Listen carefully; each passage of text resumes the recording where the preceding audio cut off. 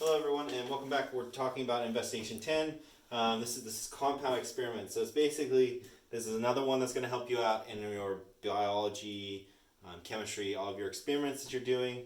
It's basically going to tell you, let's say that we do one experiment and then after that we do another experiment and we want to find out the different probabilities we would get for each case when we do those compound experiments. And I'll explain a little bit more what that means. So let's say that we have a spinner here, and we can spin it around and it can land on A, B, or C. And then we're pulling from a bag of marbles, and in the bag there are 4 red marbles and 2 white. Okay? I don't have a white marker, so we're going to say that these are white, just because we're going by the example that's in the book. Okay, so what are our outcomes here? Okay? So we know that for our spinner, we can end up getting an A,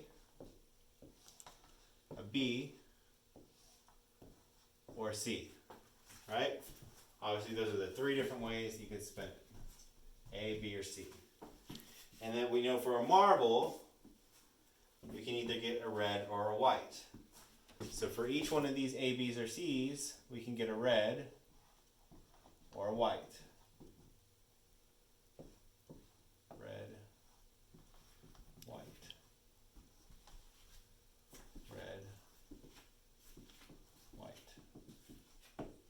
Okay? So each one of these branches here, this is kind of like a tree. Each one of these branches, I got a C and I got a white. I got a C and I got a red. I got a B and I got a white. I got a B and I got a red. I got an A, I got a white. I got an A, I got a red. Those are all the different outcomes that are possible. So we've got 1, 2, 3, 4, 5, 6 different outcomes based on our 2 experiments that are combined together. Okay, so they call these the total number of compound outcomes. That's what they're referring to in the book. Okay, and then it's telling you here, there's on page 542, there's a little box here that says the probability of a compound outcome is the product of the probabilities of each part of the outcome. So let's try and calculate those probabilities. So what's the chance that it could end up on A, right? So if you can see, A is about half of the circle that we have here. So we just say that we have a 1/2 chance, 1/2 probability that the spinner would end up on A. Now for B and C, it's going to be a little bit different because you have smaller parts, smaller quadrants of the circle, and this is about 1/4, so we're going to say that each one of these are 1/4. Okay? So for A, we can say here, our probability is 1/2. B 1/4, C 1/4. Okay? Now, what's the probability that you would end up with a red marble when you pull it out? Okay? So the total number of marbles, we have 6 marbles, and the red we have 4, and for the blue we have 2. Sorry, we'll say these are white, just to go along with what they have in the book. Okay, these can reduce down to 2/3 and 1/3. So we can say for any one of these, the reds, we've got 2/3. Right, we have white, we have 1/3.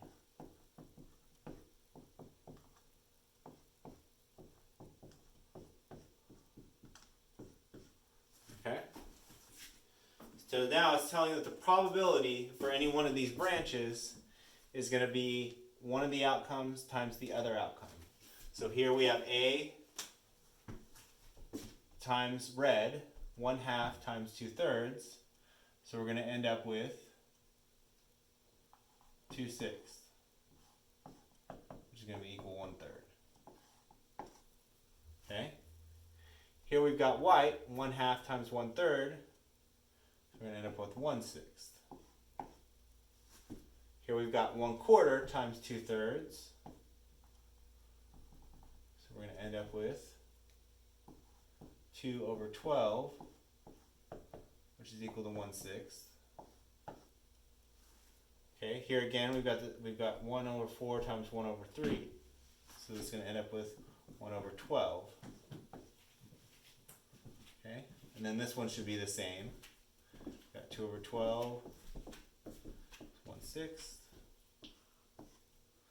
And then we've got 1 over 12. Okay, so now we've calculated for our 6 different outcomes that we expect. We've got 1/3 for this one, 1/6 for this one, 1/6 for this one, 1/12, 1/6, and 1/12. Now see, this makes a lot of sense that we would have a bigger probability of getting to A because it's the bigger part, and reds because there's more marbles. So we would think that 1/3, which is about 33%, we have a 33% chance of landing on A and getting marbles. Okay, here it's a little bit less. You've got 1/6. Let's try and figure out the decimal real quick. We've got, let's see, 1 divided by 6.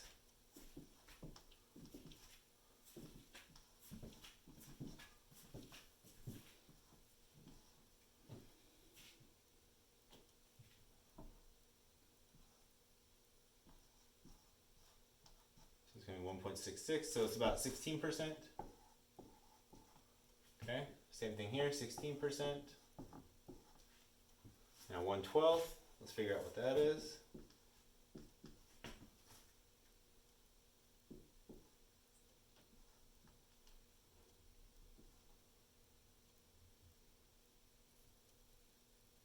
So how many times is 12? Going to 100. We've got, let's see, it's going to be 7.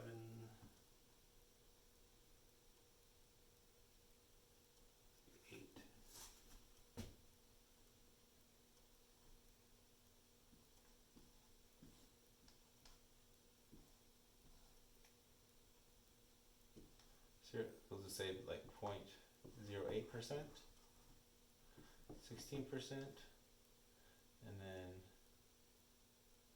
0.08%. Okay? So you can see here, the least probable is that you're going to get B or C in a white marble. Right? And we can see that here because C in a white or B in a white is both 8%. Sorry, 0.08%. Nope, sorry, that should be 8%. That's okay. 8%. So we've got 33% here, 16%, 16%, 8%, 16, and 8%.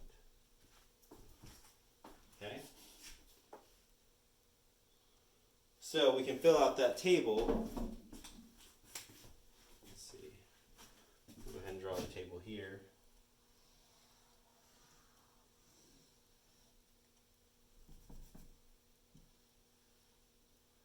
A, comma, white, A, red, A, comma, white, B, comma, red, B, comma, white,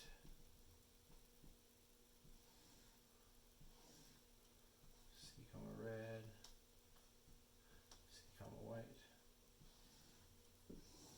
And then what's our probability? Here we're going to have for red, we've got 1/3, A, comma, red, A, comma, white, we've got 1/6, 1/6, 1/12, 1/6, 1/12. Okay? Alright.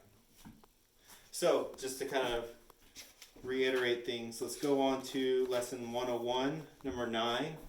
We're going to take a look at a little bit of a simpler example here. So yes, if they have any problem. Lesson 101, which we haven't posted a lecture video on it, but there is a homework problem, number 9, right? Yes, on page 549. That has to do with investigation 10, and it's actually one of your assigned homework problems. So Mr. Johnny is going to actually work out that homework problem right now. So we got 2 coins are tossed, right? What is the probability that both coins will land heads up? Okay, so first we have to figure out what the probability is, one for heads and one for tails. That's our first branch, right? So we got a half is going to be our probability here, and half for that one. And then let's move on, do another branch. We've got heads, we've got tails, which should be another half. Another half. Heads, tails. Okay, so here we've kind of mapped it out. We've done our tree here. We've got heads or tails, and then if I get a heads, I could also, this is basically if I get two heads, this is how I get a heads and a tails. This is how I get a tails and heads, this is how I get a tails and a tails. Okay? So it shows that we have 4 solutions here we could end up with. We draw a little table here. We could get a heads and a heads, heads and a tails, tails and a heads, tails and a tails. And that's just kind of looking in the order that we're getting them in. Okay? Technically, these are kind of the same answer, it's just the order that you get them in. One is a heads and then a tails. Okay? So now the probability that we get any one of these is the first branch times the second branch. So here we have heads times a head, 1/2 times a half, which should give you 1/4. Head times the tails should give you 1/4. Here again, 1/4 and 1/4. And if you add those up, you should get 4 over 4, which should equal 1. Remember, your probability is always going to be adding up to 1 when you do it. So what is the probability that both coins will land heads up? All right. So we've got 2 heads in a row, so that should be 1/4, right? And again, thinking back from converting to fractions to percentage to decimals, 1/4 is going to be 0.25, which equals to 25%. So you have a 25% chance of flipping 2 heads in a row. If you're bored at home during the quarantine, go ahead and start flipping some coins. See if when you flip 2 coins in a row, if your probability is about 25% that you're doing that. Okay? Alright? What is the probability that one of the coins will be heads and the other tails? So they're not specifying the order, so the order doesn't matter. So that would be this one here, one is heads and one is tails, or this one here, one is heads and one is tails. So we're going to add those two together, right? I have a probability of 25% that this is going to happen. And I have a probability of 25%, well, that will happen. Well, if I want to know the probability that either one of these happen, I just add those together. So 25 plus 25, we have a 50% chance that either one of those will happen. Okay? These are good problems. They'll probably ask you to work something out like this on the test. So take a look. Just figure out your branches. Go step by step. Go really slowly. Figure out what all your options could be, and you can get to the right solution. Okay. All right. Next is the last lesson, which is 101. Yes. All right. Hasta pronto.